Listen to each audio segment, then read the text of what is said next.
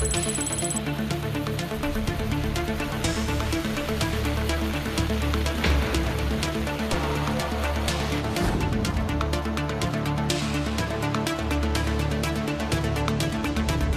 1층 천장에서 50cm 남겨놓고 물이 다 찼어요. 순간 1m 이상의 물이 불어버렸어요. 이 지역이. 한 10분 새.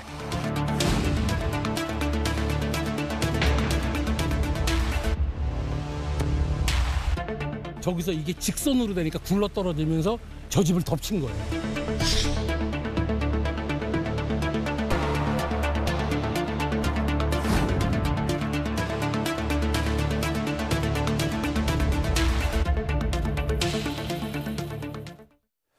네, 지난 닷새 동안 이어진 극한호우로 인해서 전국적으로 피해가 잇따랐습니다.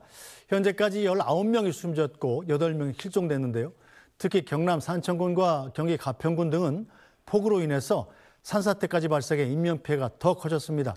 극한호우 피해를 줄일 대비책은 없을지 이영주 경일대 소방방재학부 교수와 자세히 짚어보겠습니다. 교수님 어서 오세요. 네, 안녕하십니까. 네, 이번 호우 정말 비가 많이 오긴 했습니다만 인명피해가 이렇게까지 커질 줄은 정말 몰랐던 일 같습니다. 네, 맞습니다. 사실은 여러 가지 다양한 재난들을 겪으면서 사실 뭐 피해가 커지는 것도 이런 것들은 어쩔 수 없다 생각하겠습니다만 인명피해가 계속 늘어나고 있다는 점 이런 것들은 사실 우리가 굉장히 좀 더 이런 재난에 대한 부분에 대비가 좀 필요하다 생각이 드는데요.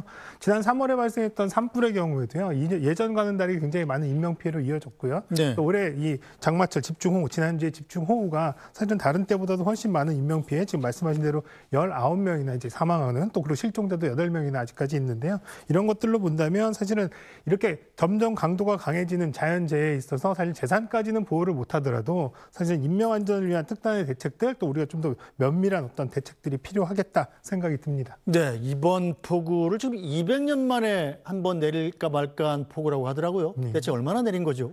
실제로 이제 충남 서산 같은 경우에 지금 이제 뭐 시간당 114mm 이렇게 비가 왔는데요. 이거 같은 경우는 저희가 지금도 기억하시는 한 3년 전쯤에 강남 일대를 전부 다 침수가 시켰던 그 당시에가 이제 한 강우 빈도로 치면 한 200년 주기 이 정도의 비가 왔다는 건데요. 그 정도의 비가 이번에도 또 내렸다 이렇게 보시면 될 것 같고요. 또 지금 전 지역적으로 보면 경남이라든지 전남 이런 지역 같은 경우는 4, 5일 요 일주일 사이에 거의 대부분 500mm에서 600mm 이상 비가 기본적으로 왔었고요. 특히 이제 피해가 굉장히 많이 발생해서 집중됐던 산청 지역 같은 경우는 거의 800mm 가까이가 왔거든요.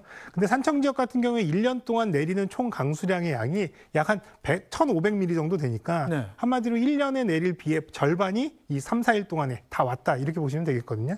게다가 또 대부분 야간에 또 굉장히 집중적으로 비가 많이 오면서 피해가 커졌던 지역들도 있는데 대표적인 게 이제 가평 지역이었는데요. 가평 지역 같은 경우는 야간 시간대에 시간당 76mm 우리가 이제 극한호우라고 하는 개념을 도입한 이래로 사실은 시간당 72mm 이상이면 극한호우라고 해서 이 정도 비가 내리면 즉시 대피라든지 위험이 굉장히 높다 이렇게 이제 판단을 하는데 야간에 76mm가 왔다는 건 이건 정말 불가항력적으로 엄청나게 큰 피해 또 위험이 됐을 것이다 이렇게 보는 거죠. 그런데 이 낮에 비가 잠시 소강 상태를 보였다가 밤에 갑자기 많이 내리는 건 왜 그런 겁니까? 예, 최근 들어서 요즘 이제 야행성 폭우라고 하는 이런 용어들도 도입을 했는데요. 사실은 낮에는 지표면이 이제 더워지면서 더운 공기들이 상승을 강하게 하면서 난류들이 굉장히 많이 형성을 하기 때문에 여기에 이제 이를테면 습한 공기라든지 이런 공기들이 이제 비집고 들어올 틈이 없는데요. 야간이 되면 이제 지표면이 식으면서 이런 난류들이 없어지면서 습한 공기들이 밀려 들어오면서 이런 것들이 비구름을 형성하면서 굉장히 강한 이런 이제 강우로 이어지는 이런 상황들이 반복되고 있습니다. 그래서 앞으로도 계속 이렇게 야간에 집중적으로 비가 내리는 상황들 이런 부분들은 계속 발생할 것으로 보이고요. 다만 문제는 야간에 비가 많이 오는 경우에는 사실은 대피도 어렵고 사실 이런 위험 상황에 대한 인지도 어렵거든요.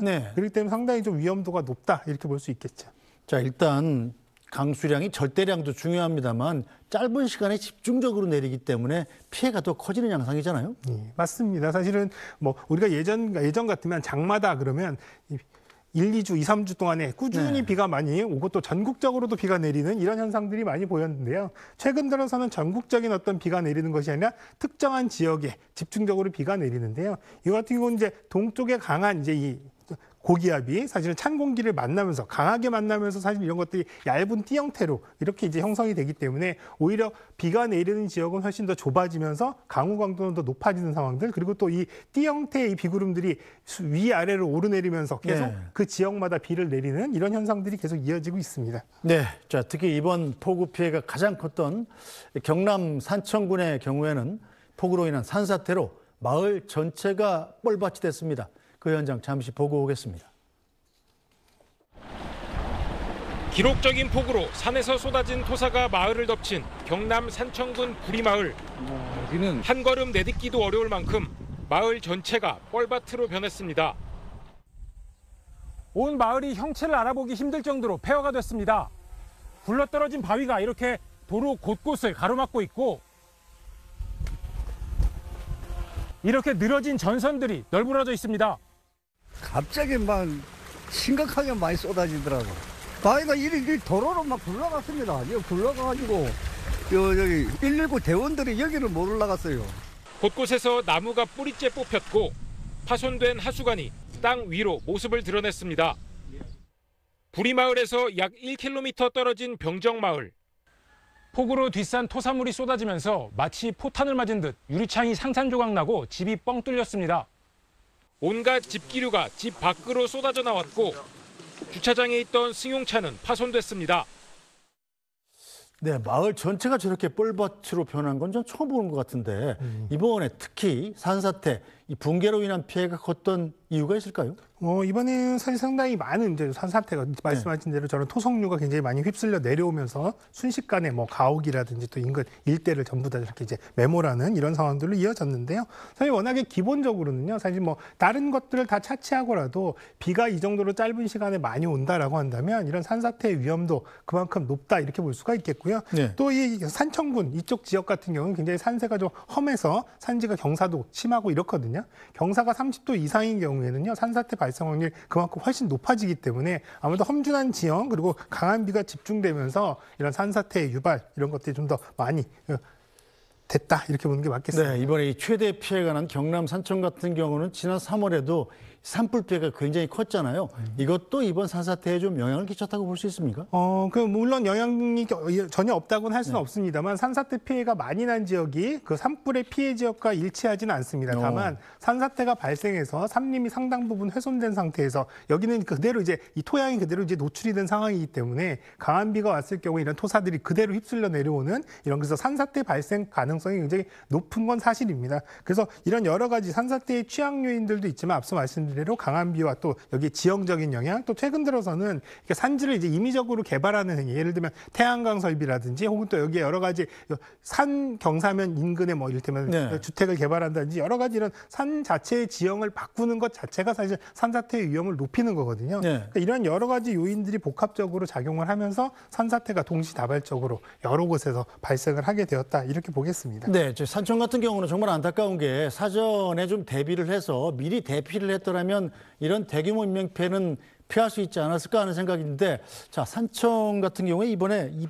피해 마을이 산사태 예방 조치, 그것도 경보 강화 대상에서는 빠져 있었다고 그래요. 이것도 왜 그런 겁니까? 네, 앞서 말씀드린 대로 사실 이제 3월에 이제 강한 산불이 피해 지역이 굉장히 넓게 이제 이렇게 형성이 됐었는데요. 그러다 보니까 이제 이렇게 이번처럼 비가 많이 오는 시기에 이렇게 산림이 훼손된 이런 산불 피해 지역이 오히려 더 취약할 것이다라고 판단을 해서 주로 이제 산림이 훼손된 산불 피해 지역 중심으로 이런 여러 가지 산사태 예방 조치라든지 이런 이제 산사태 예경보를 좀 더 강화했었던 겁니다. 그러다 보니까 상대적으로 그 피해 지역이 아닌 곳들에 대한 부분들이 다소 조금 소홀했던 이런 상황들이 아닌가 싶고요. 그래서 사실은 이 부분은 사실 어떻게 보면 뭐 더 위험도가 높기 때문에 이 부분에 집중했다라는 것들을 사실은 뭐 잘못됐다 이렇게 보기는 어렵습니다만 그럼에도 불구하고 이런 산불 피해 지역 아닌 지역의 어떤 여러 가지 주민들에 대한 안전 조치, 예방 조치도 사실 또 적극적으로 해야 될 필요성은 분명히 있었다 이렇게 보겠습니다. 네, 자, 이번 폭우로 피해를 입은 지역은 복구 작업이 진행 중입니다만, 자, 피해 주민들은 막막함을 호소하고 있습니다.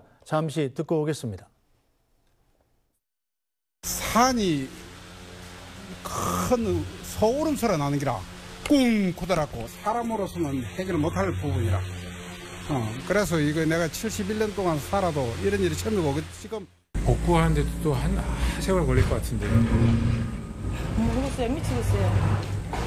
빨리 돼야 되는데 이게 당장 제일 급한 게 뭐예요? 물요. 수도. 예, 하수도. 그리고 하수도 물 내려가는 거. 와, 5시 반 그 정도까지 비가 쏟아졌는데 그때 난리가 났었죠. 일대에 한 15개 정도의 펜션이 있거든요. 거기 손님들이 다 못 나가셨다가 이제 젊은 분들부터 시작해가지고 대부분 펜션들이 이게 상수도가 없다 보니까 지하수를 사용하고 있는데 전기가 끊겨가지고 물을 먹지를 못하고 있어요. 저희가 봐서는 뭐 한참 걸리겠죠. 여름 장사는 이제 끝났다고 봐야죠.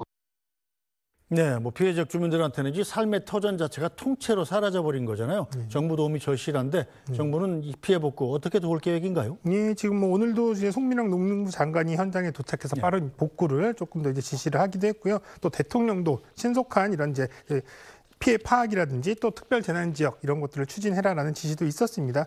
그래서 이제 특별 재난 지역으로 선포가 된다면요, 이 피해 지역의 복구부의 상당 부분 혹은 또 전액들이 정부의 예산으로 지원을 받을 수가 있고요.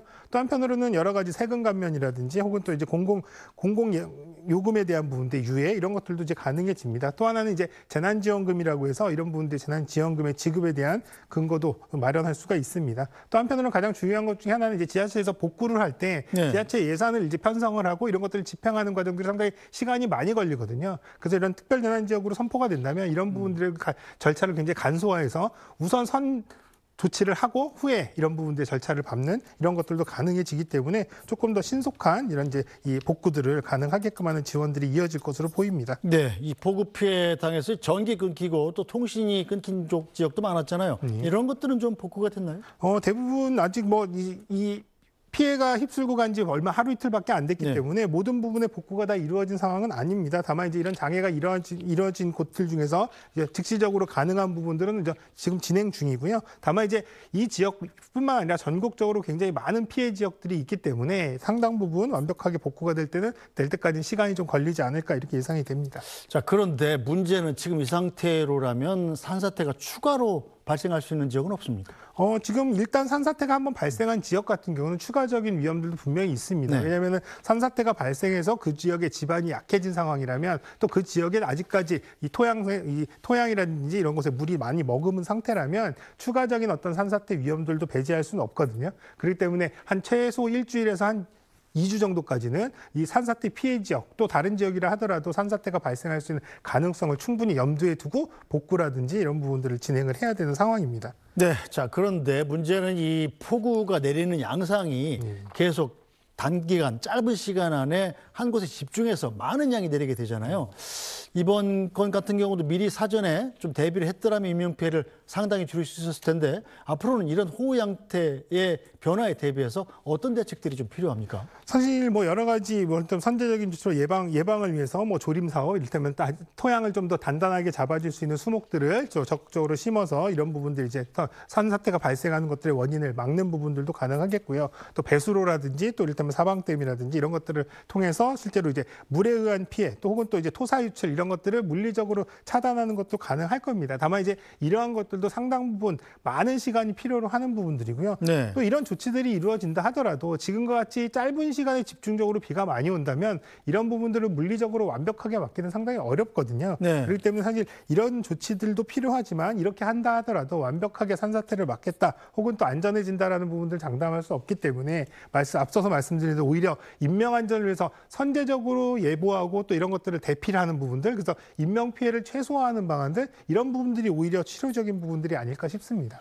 나무를 좀 단단한 뿌리를 내리는 수종으로 심는 방법은 없나요? 예, 맞습니다. 그런 이제 신근성 수종이라고 그래서요. 이렇게 이제 다른 나무들보다는 뿌리 쪽이 항상 많이 발달을 해서 토양들을 좀 더 단단하게 잡아주는 이런 수종들도 분명히 있습니다.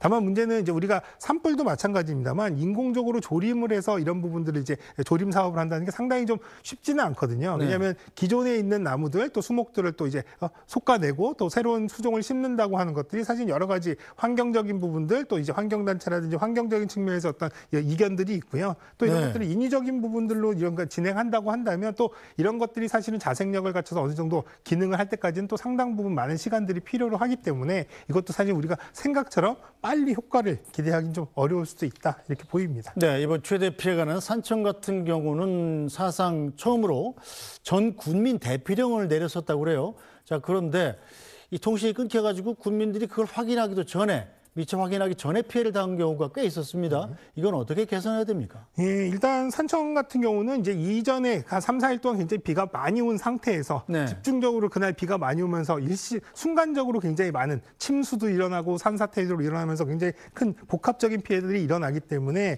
굉장히 급박하게 아마도 이제 대피령이 내려졌는데요. 사실 또 한편으로는 이 산청군 이 면적을 제가 찾아보니까 서울시 면적보다도 크거든요. 네. 그런데 이제 인구수는 한 3만 5천 명 정도 됩니다. 근데 이제 이 서울시만한 곳에 동시에 대피 명령을 내려서 이 사람들을 다 대피를 시킨다라고 하는 것들을 생각해 보면 상당히 쉽지 않은 일이거든요. 또 네. 서울처럼 사람들이 집중적으로 많이 있는 곳이 아니라 굉장히 산계되어 있는 이런 이제 그렇죠. 곳이라면 네. 일일이 이런 분들한테 사실은 이런 연락이 바로 전달되기는 쉽지 않았을 겁니다. 그래서 물론 재난 문자라고 하는 부분을 통해서 좀 많은 분들한테 동시에 이런 상황들을 알릴 수도 있겠습니다만 고령자라든지 재난 약자 이런 분들은 사실 이런 재난 문자에 익숙하지 않으시거든요. 그렇기 때문에 이런 분들은 사실은 사전에 이런 분들의 비상 연락망 이런 것들을 좀 파악해서 직접 유선으로 안내를 한다든지 아니면 그 지역에 이를테면 뭐 면장이나 이장님이라든지 지역에 네. 계신 뭐 이를테면 자율소방대라든지 여러 이런 조직들을 통해서 조금 더 이분들을 적극적으로 케어하고 또 이를테면 피난을 보조할 수 있는 체계들 이런 것들도 좀 갖춰놔야 되는 상황이다 생각이 듭니다.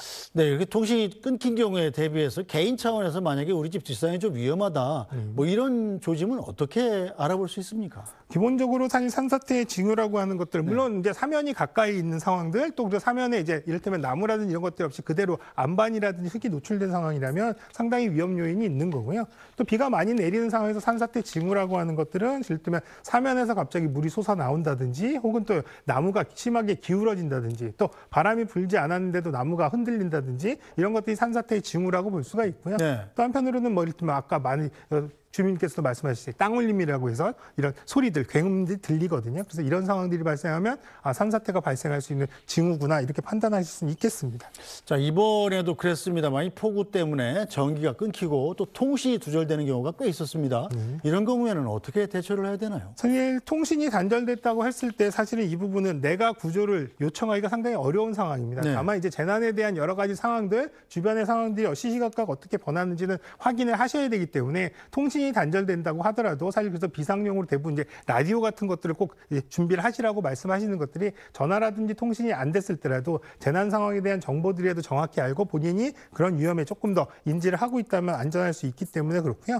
또 혹은 이렇게 이제 통신 단절도 그렇지만 사실 고립된 상황에서의 통신 단절 이런 것들은 더더욱이 위험한 상황인데요. 근데 이런 상황에서는 많은 분들께서 이렇게 그 자리에서 가장 높은 지역이라든지 언덕이라든지 혹은 또 구조물의 높은 곳에 가셔서 충분히 좀 기다리셔야 되는 상황들입니다. 근데 오히려 이런 상황들, 물이 조금 빠지고 비가 안 온다 싶어서 본인이 움직여서 뭔가를 그 고립을 헤쳐나오시려고 하면 더 위험할 수가 있기 네. 때문에 이러한 부분들도 조금 더 오히려 생존하는 방법들에 대한 부분들을 조금 더 준비하셔서 그 시간을 조금 더 두시고 구조를 기다리셔야 되는 상황일 겁니다. 자, 지난 16일에 보면요. 경기도 오산에서 이 고가도로의 옹벽이 무너져서 지나던 차를 덮치는 바람에 운전자가 목숨을 잃는 일이 있었습니다.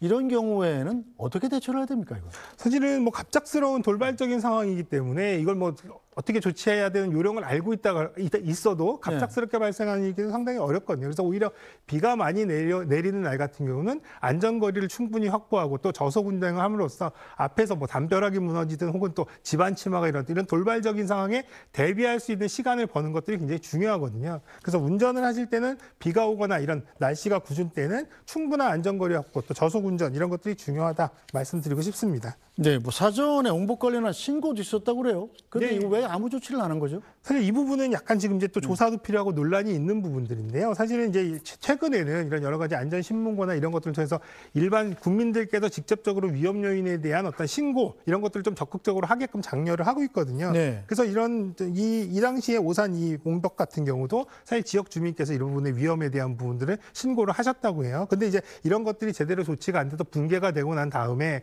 왜 이런 조치들을 선제적으로 안 했느냐 신고가 왔음에도 불구하고 근데 지금 현재는 지자체에서는 현장에 대한 확인들은 했었다라고 얘기들도 하고 있고 네. 또 한 달 전에 이 옹벽에 대한 안전 진단을 했음에도 불구하고 그 당시에는 문제가 없었다 이렇게 얘기를 하고 있어서 약간 좀 의견들이 다른 상황인데요. 네. 어쨌든 이런 위험 요인에 대한 부분들을 신고가 됐음에도 불구하고 제거하지 못했다는 부분들은 뭐 누구의 책임을 떠나서 사실은 안전에 대한 신고를 또 장려하는 입장 또 안전을 이런 기반 인프라에 대해서 안전을 보호를 받아야 되는 국민 입장에서는 다소 이러한 부분들이 좀 이해하기 어려운 상황이다 이렇게 보겠습니다. 알겠습니다. 자, 오늘 말씀 여기까지 듣죠. 이영주 교수님 말씀 잘 들었습니다. 네, 오늘 뉴스 브리핑은 여기서 모두 마치겠습니다. 저희는 내일 다시 찾아뵙겠습니다. 고맙습니다.